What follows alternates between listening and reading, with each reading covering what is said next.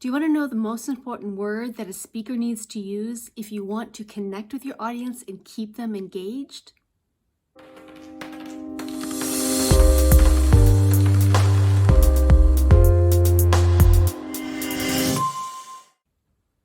So here's the thing.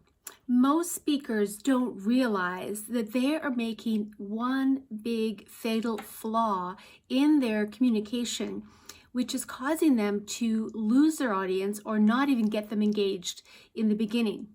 And if you don't engage your audience at the forefront, it's going to be much, much harder to keep them engaged throughout your message.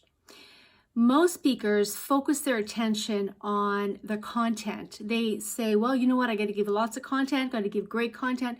Content is important, yes it is, but not to the detriment of connection. And what do I mean by that? I mean that the most important thing for you as a speaker is not so much what you have to give, but it's what your audience is taking away. And this is a really important perspective and shift that speakers need to make if you as a speaker want to learn how to engage your audience in deeper, more meaningful ways. You have to get out of the mindset that speaking is all about you when it's not, because it's more about your audience than about you. It's not about what you have to give so much, but it's about what your audience is taking away and how it's impacted their life. So the most important word that a public speaker needs to incorporate into the vocabulary on a regular basis and on a frequent basis is the word you.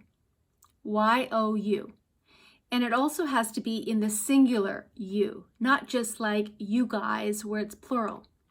You see, most speakers say, I'm going to give you 3 things right now that are going to really change. And they use the word I a lot, making it all about them as a speaker.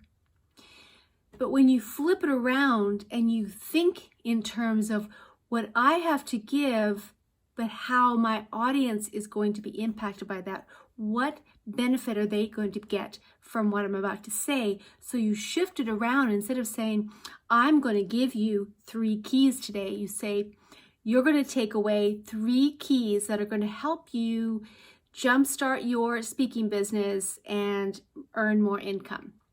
So what I do, I flipped it around and I communicated to my audience, helping them to see what's the benefit for them so that they see and they buy into the reason why they need to listen to me as a speaker.